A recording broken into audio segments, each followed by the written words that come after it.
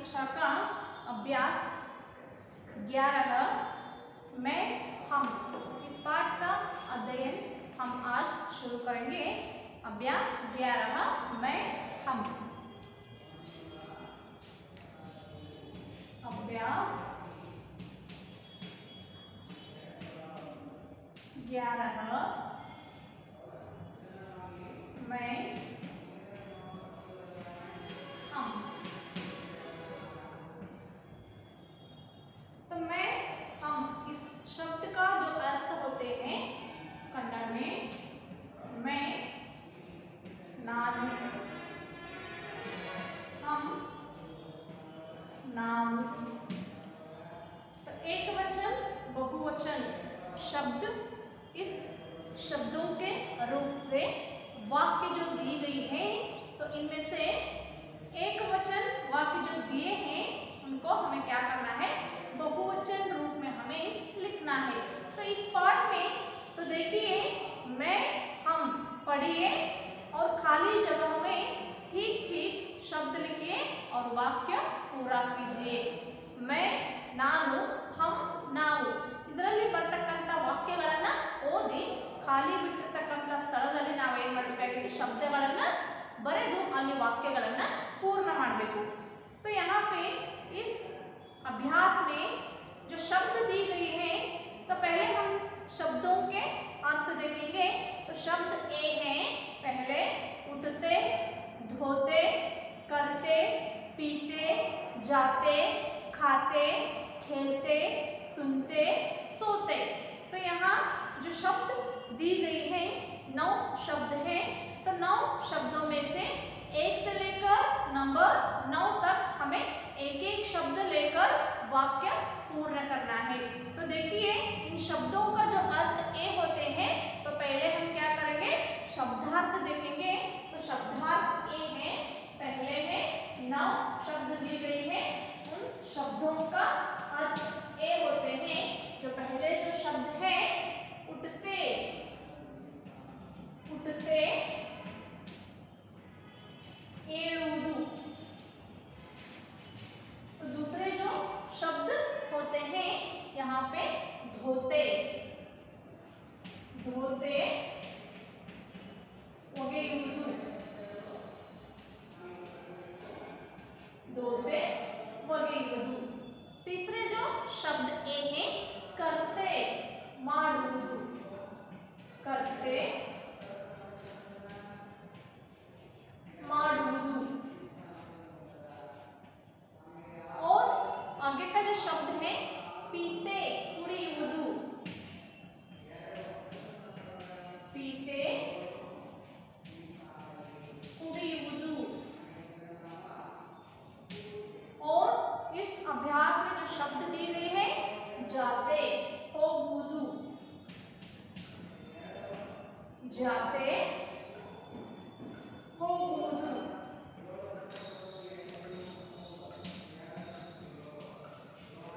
इस शब्द का अर्थ।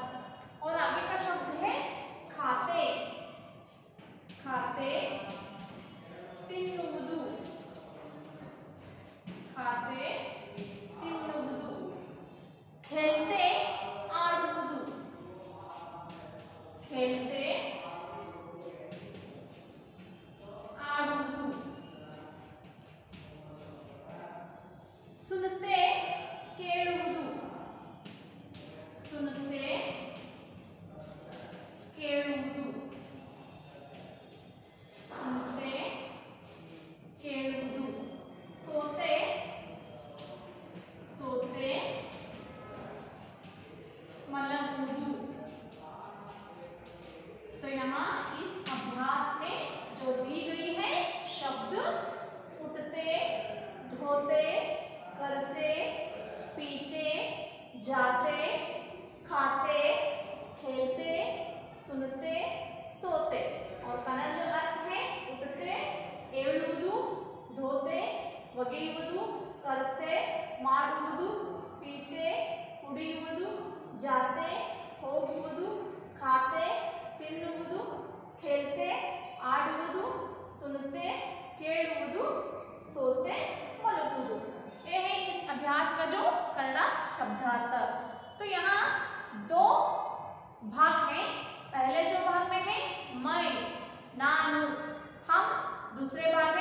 नाऊ। तो पहले भाग में जो शब्द के रूप से जो वाक्य दी गई है, मैं लड़का हूँ, तो नानु हुಡುಗ ಇದ್ದೇನೆ, ಇದರ ಬಹುವಚನ रूप हम लड़के हैं, ನಾವು ಹುಡುಗರಿದ್ದೇವೆ। पहले जो भाग में मैं है और दूसरे जो भाग में है हम। तो मैं इस भाग में जो वाक्य है, पहले मैं लड़का हूँ, नानु हुಡುಗನಿದ್ದೇನೆ, और दूसरे जो भाग में हम है, तो हम में वाक्य ए है, तो बहुवचन के रूप में जो होते हैं वाक्य हम लड़के हैं। ಇಲ್ಲಿ मैं ಮತ್ತೆ हम ಎರಡು ಭಾಗಗಳನ್ನು ಕೊಟ್ಟಿದ್ದಾರೆ। मैं ಅಂದ್ರೆ ನಾನು ಏಕವಚನದಲ್ಲಿ, हम ಅಂದ್ರೆ ನಾವು ಬಹುವಚನ। ಹಾಗಾದ್ರೆ मैं ಅಕ್ಷರದಲ್ಲಿ ಈ ಒಂದು ಭಾಗದಲ್ಲಿ ಕೊಟ್ಟಿರತಕ್ಕಂತಹ ವಾಕ್ಯಗಳಂದ್ರೆ ಇದರಲ್ಲಿ ಮೊದಲನೇದು मैं लड़का हूँ, ನಾನು ಹುಡುಗನಿದ್ದೇನೆ, ಇದನ್ನ ಬಹುವಚನಕ್ಕೆ ತಗೊಂಡ್ರೆ ನಾವು ಹುಡುಗರಿದ್ದೇವೆ, हम लड़के हैं, ನಾವು ಹುಡುಗರಿದ್ದೇವೆ। तो मैं हम, इसमें दूसरे जो वाक्य में मैं सवेरे उठता हूँ, हम सवेरे उठते हैं, तो उठते शब्द हमें कहाँ से लिए गए हैं, तो इन 9 शब्दों में से एक एक शब्द ली गई है। ನಾವು ಎರಡನೇ ವಾಕ್ಯದಲ್ಲಿ हम सवेरे उठते हैं ಅಂತ ವಾಕ್ಯವನ್ನ ಹೇಳಿದ್ವಿ। ಅಲ್ಲಿ ಉಠತೆ ಅಂತಕ್ಕಂಥ ಶಬ್ದವನ್ನ ನಾವು ಎಲ್ಲ ತಗೊಂಡೇವೆ, ಈ 9 ಶಬ್ದಗಳಲ್ಲಿ ಮೊದಲನೇ ತಗೊಂಡೇವೆ ನಾವು। ಮೊದಲನೇ ವಾಕ್ಯದಲ್ಲಿ हम लड़के हैं ಆತ ಕೆಳಗಡೆ ನಂತರ हम सवेरे उठते हैं ಬರಬೇಕಾಗಿತ್ತು। ಅವಾಗ ನಾವು ಪುಸ್ತಕದಲ್ಲಿ 9 ಶಬ್ದವನ್ನ ಕೊಟ್ಟಿದ್ದಾರೆ, ಅದರಾಗ ಮೊದಲನೇ ಶಬ್ದವನ್ನ ಉಠತೆ हैं ಅಂತ ತಗೊಂಡು। ಹಾಗಾದ್ರೆ ಇಲ್ಲಿ ನೋಡ್ರಿ, ಇಲ್ಲಿ मैं ಒಂದು ಕಡೆ ಆದ್ರೆ ಇನ್ನೊಂದು ಕಡೆಗೆ हम, ಇದರಲ್ಲಿ ಮೊದಲನೇದು मैं लड़का हूँ, मैं लड़का हूँ, हम लड़के हैं। तो हम मैं लड़का हूँ एक वचन वाक्य है, तो इधर इस तरफ हम लड़के हैं, है के ऊपर जो बिंदु दी गई है, तो इस वाक्य को हम पहचानते हैं, ये वाक्य बहुवचन वाक्य है। ಇಲ್ಲಿ ಈ ವಾಕ್ಯವನ್ನ ಓದಿದಾಗ ಇದು ಏಕವಚನದ ವಾಕ್ಯ ಅಂತ ತಿಳ್ಕೊತೇವೆ, ಆದ್ರೆ ಇದನ್ನ ಓದಬೇಕಾದ್ರೆ ಕೈ ಮೇಲೆ ಏನು ಕೊಟ್ಟೇನ ಬಿಂದು ಕೊಟ್ಟೇವೆ, ಆಮೇಲೆ ಲड़के ಏಕಿ ಮಾತ್ರ ಕೊಟ್ಟೇವೆ। ಈ ವಾಕ್ಯವನ್ನ ಓದಿದಾಗ ನಮಗೆ ಗೊತ್ತಾಗ್ತದ ಇದು ಬಹುವಚನದ ವಾಕ್ಯ, हम लड़के हैं। दूसरे जो वाक्य है मैं सवेरे उठता हूँ, मैं सवेरे उठता हूँ, ನಾನು ಬೆಳಗ್ಗೆ ಏಳುತ್ತೇನೆ, ಇದನ್ನ ನಾವು ಬಹುವಚನ ವಾಕ್ಯ ಮಾಡಬೇಕಾದ್ರೆ हम ಇದನ್ನ ಉಪಯೋಗ ಮಾಡಿಕೊಂಡ ಶಬ್ದವನ್ನ ಬರಿಬೇಕಾದ್ರೆ ಹೆಂಗ್ ಬರಿತೀವಿ ನಾವು, ಇಲ್ಲಿ ನೋಡ್ರಿ हम सवेरे उठते हैं, हम सवेरे उठते हैं, ನಾವು ಬೆಳಗ್ಗೆ ಏಳುತ್ತೇವೆ। ಇಲ್ಲಿ ನಾನು ಬೆಳಗ್ಗೆ ಏಳುತ್ತೇನೆ ಒಂದು ವಾಕ್ಯ ಬಹುವಚನ ವಾಕ್ಯ ಐತೆ, ಏಕವಚನ ವಾಕ್ಯ ಐತೆ, ಅದನ್ನ ನಾವು ಬಹುವಚನ ಮಾಡಿದಾಗ हम सवेरे उठते हैं, ನಾವು ಬೆಳಗ್ಗೆ ಏಳುತ್ತೇವೆ। ಇಲ್ಲಿ ನಾವು ಮೊದಲನೇ ಶಬ್ದವನ್ನ ಇದನ್ನ ತಗೊಂಡೇವೆ। ಇನ್ನು ಅದರ ನಂತರ ವಾಕ್ಯದಲ್ಲಿ ಏನ್ ಮಾಡಬೇಕು, ಧೋತೆ ಶಬ್ದವನ್ನ ತಗೊಂಡು ವಾಕ್ಯ ಪೂರ್ಣ ಮಾಡಬೇಕು। ಹೆಂಗದು, मैं हाथ मुंह धोता हूँ, हम हाथ मुंह धोते हैं, मैं ಏನದು ವಾಕ್ಯ ಐತಲ್ಲ ಮೊದಲನೇದು, ಇಲ್ಲಿ ನೋಡ್ರಿ ಪುಸ್ತಕ ಒಳಗ ಇಲ್ಲಿ मैं लड़का हूँ, हम लड़के हैं, ಎರಡನೇ ವಾಕ್ಯ मैं सवेरे उठता हूँ और ಕೊಟ್ಟಿದ್ದಾರೆ, ಅದನ್ನ ನಾವು ಬಹುವಚನ ಇಲ್ಲಿ ಶಬ್ದಗಳನ್ನ ಆಯ್ಕೆ ಮಾಡ್ಕೊಂಡು ಇಲ್ಲಿ ಬರಬೇಕಾಗೈತಿ, ಅದಕ್ಕೆ ನಾ ಏನ್ ಬರ್ತೀನಿ हम सवेरे उठते हैं ಈ ರೀತಿ ಬರಿಬೇಕು। ಅದಾದ ನಂತರ ನೆಕ್ಸ್ಟ್ ಇಲ್ಲೇ मैं सवेरे उठता हूँ, ಇಲ್ಲಿ ವಾಕ್ಯ ಅವ್ರು ಕೊಟ್ಟಿದ್ದಾರೆ, ಇದನ್ನ ನಾವೇನ್ ಮಾಡಬೇಕು ಬಹುವಚನ ವಾಕ್ಯ ಮಾಡಬೇಕಾಗೈತೆ। ಹಾಗಾದ್ರೆ हम सवेरे उठते हैं, ಇಲ್ಲಿ ಉಟ್ಟತೆ ಆಮೇಲೆ ಶಬ್ದಗಳನ್ನ ಇಲ್ಲಿ ಏನು ಬರ್ದೇನಲ್ಲ ಇಲ್ಲಿನ ಎಲ್ಲಿಯೂ ತಗೊಂಡೇನಂದ್ರೆ ಇಲ್ಲಿ ಕೊಟ್ಟಾರ ನೋಡಿ, ಉಟ್ಟತೆ ಧೋತೆ ಕರ್ತೆ ಪೀತೆ ಜಾತೆ ಇವುಗಳಲ್ಲಿ ಒಂದೊಂದಾಗಿ ಇಲ್ಲಿ ಬರಿಬೇಕಾಗೈತೆ ನಾವು। ಹಾಗಾದರೆ ಮೈ ಹಾತ್ ಮುँह ಧೋತಾ ಹೂँ, ಹಮ್ ಹಾತ್ ಮುँह ಧೋತೆ ಹೈ. ಧೋತೆ ಶಬ್ದ ನಾವು ಎರಡನೇದು ಇಲ್ಲಿಂದ ತಗೊಂಡು ಇಲ್ಲಿ ಬರ್ದೇವು. ಇಲ್ಲಿವನ್ನ ಒಂದೊಂದಾಗಿ ಕೆಳಗಡೆಗೆ ಬರ್ಕೊಂತ ಹೋಗ್ಬೇಕಾಗಿತ್ತು ನಾವು. ಹೌದು. ಹಾಗಾದರೆ ಮೂರನೇ ವಾಕ್ಯ ಮೈ ಹಾತ್ ಮುँह ಧೋತಾ ಹೂँ, ನಾನು ಮುಖ ಮತ್ತು ಕೈಗಳನ್ನು ತೊಳೆದುಕೊಳ್ಳುತ್ತೇನೆ ಅಂತ ಇದೆ. ಅದನ್ನ ಬಹುವಚನಕ್ಕೆ ಪರಿವರ್ತನೆ ಮಾಡಿದಾಗ ನಾವು ಮುಖ ಕೈಗಳನ್ನ ತೊಳೆದುಕೊಳ್ಳುತ್ತೇವೆ ಅಂತಕ್ಕಂಥದ್ದು. ಹಾಗಾದ್ರೆ ಮೈ ಹಾತ್ ಮುँह धोता हूँ, हाथ मुँह धोता हूँ, हम हाथ मुँह धोते हैं, धोते हैं. ಇದರ ನಂತರ ಬರ್ತಕ್ಕಂತಹ ವಾಕ್ಯ मैं नाश्ता करता हूँ, ನಾನು ಬೆಳಗಿನ ಉಪಹಾರ ಸೇವಿಸುತ್ತೇನೆ. ಇದನ್ನ ಬಹುವಚನ ವಾಕ್ಯ ಮಾಡಿ ನೋಡೋಣ ಹೆಂಗ. हम नाश्ता करते हैं. ಈ ರೀತಿ ನೀವು ವಾಕ್ಯಗಳನ್ನ ಬರಿತಾ ಹೋಗ್ಬೇಕು. ಹಾಗಾದ್ರೆ ನಾಲ್ಕನೇ ವಾಕ್ಯ मैं ಈ ಕಡೆ ಬರಿತೀನಿ.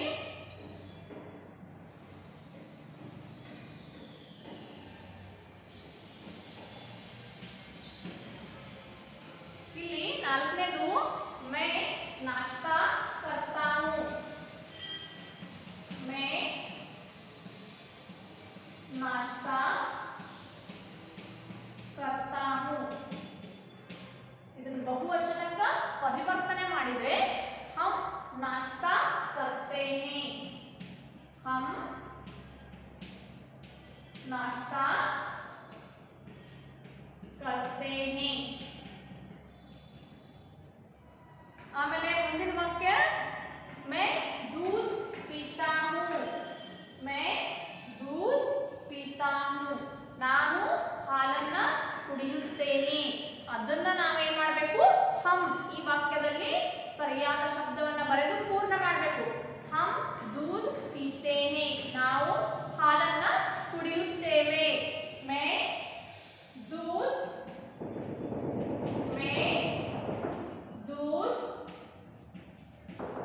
पीता हूँ, मैं दूध पीता हूँ, हम दूध पीते हैं, हम दूध पीते हैं.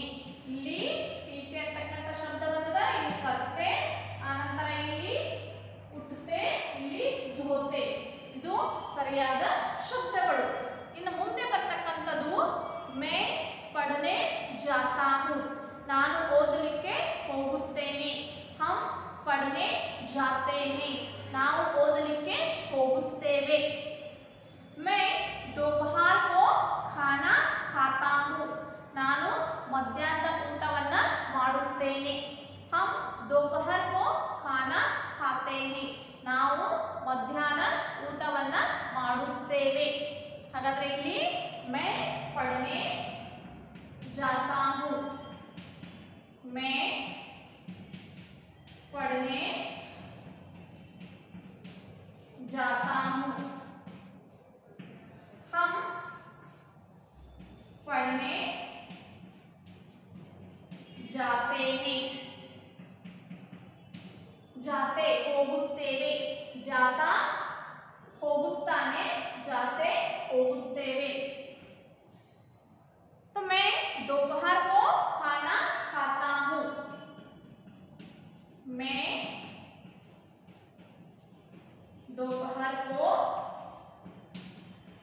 खाना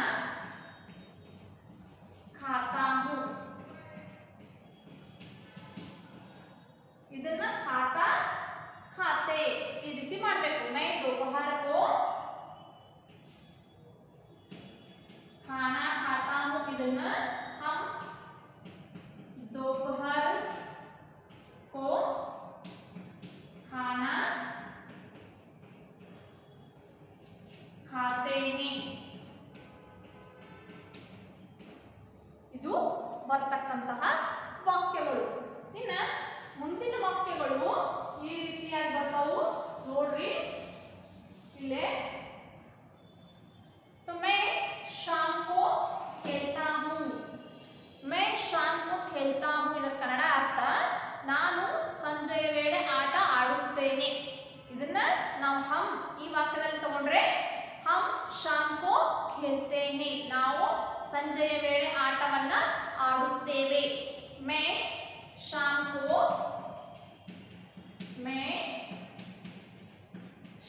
को खेलता हूँ हम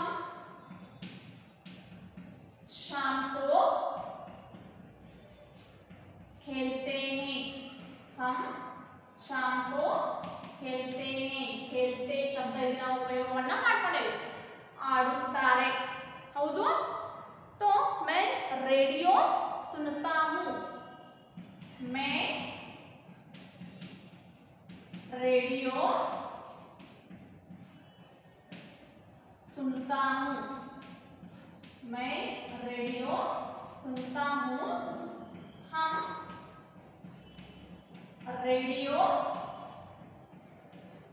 सुनते हैं हम रेडियो सुनते हैं सुनते ಶಬ್ದವನ್ನ ಉಪಯೋಗ ಮಾಡಿಕೊಂಡೇವೆ मैं रेडियो सुनता हूँ ಅಂದ್ರೆ ನಾನು ರೇಡಿಯೋವನ್ನ ಕೇಳುತ್ತೇನೆ ಈ ಕಡೆಗೆ ನಾವು ರೇಡಿಯೋವನ್ನು ಕೇಳುತ್ತೇವೆ ಇನ್ನು ಅಂತಿಮ ಶಬ್ದ ಕೊನೆಯದು मैं रात को सोता हूँ ನಾನು ರಾತ್ರಿಯ ವೇಳೆ ಮಲಗುತ್ತೇನೆ ಅದನ್ನ ಬಹುವಚನಕ್ಕೆ ತಗೊಂಡಾಗ ಹಮ್ ಈ ಭಾಗದಲ್ಲಿ ತಗೊಂಡಾಗ ನಾವು ರಾತ್ರಿ ವೇಳೆ ಮಲಗುತ್ತೇವೆ मैं रात को सोता हूँ मैं रात को सोता हूँ हम रात को सोते हैं हम रात को सोते हैं ಇವು ಬರ್ತಕ್ಕಂತಹ 9 ಶಬ್ದಗಳಲ್ಲಿ 9 ವಾಕ್ಯಗಳಲ್ಲಿ ನಾವು ಏನು ಮಾಡಬೇಕು ಶಬ್ದಗಳನ್ನು ಉಪಯೋಗ ಮಾಡಿಕೊಂಡು ವಾಕ್ಯಗಳನ್ನು ಪೂರ್ಣ ಮಾಡಿದೆವು ಇದಾದ ನಂತರ ಗಲತ್ ಜೋಡೆ ಸಹಿ ಜೋಡೆ ಬರ್ತದೆ ಹೌದು ಗಲತ್ ಜೋಡೆ ಸಹಿ ಜೋಡೆ ಅಂದ್ರೆ ನಿಮ್ಗೆ ಈಗಾಗಲೇ ಗೊತ್ತದ ಏನ ಹೊಂದಿಸಿ ಬರೆಯಿರಿ ಅಂತ ಹಾಗಾದ್ರೆ ಹೆಂಗೆ ಹೊಂದಿಸಬೇಕು ಇಲ್ಲಿ ನೋಡ್ರಿ ನಾನು ಹೇಳ್ತೇನೆ लड़कियों के बारे में ठीक ठीक जोड़े बनाइए ಅಂದ್ರೆ ಹೊಂದಿಸಿ ಬರೆಯಿರಿ ಇಲ್ಲಿ मैं लड़की ಒಂದನೇದು मैं लड़की ಎರಡನೇದು हम लड़कियां आमले मूरनेदु मैं पढ़ने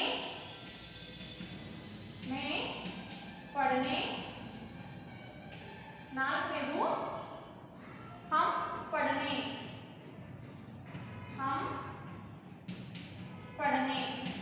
ಇವು ಗಲತ್ ಜೋಡೆ ಕೊಟ್ಟಂತಹ ಶಬ್ದಗಳು है हूँ आमले जाते हैं आमेले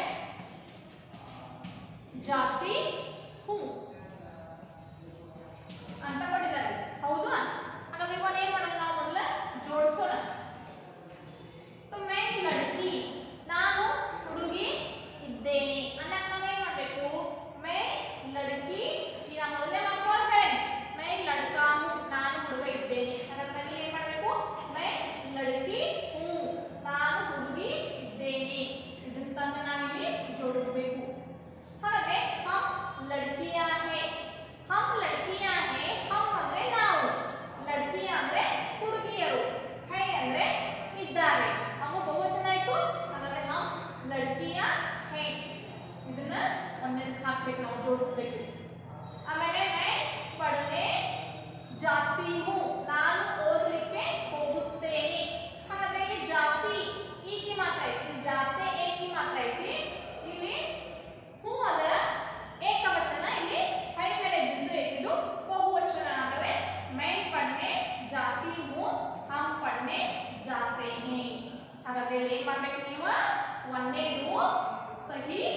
ಜೋಡೆ ಒಳಗ ಸಹಿ ಜೋಡೆ. ಇದರಲ್ಲಿ ನೀವು ಬರೀಬೇಕಾದದ್ದು ಒಂದನೇದು ಯಾವ್ದ ಮೈ ಲಡ್ಕಿ ಹೂ, ಒಂದನೇದು ಲಡ್ಕಿ ಹೂ ಬರೀಬೇಕು. ಎರಡನೇದು ಹೈ ಬರೀಬೇಕು.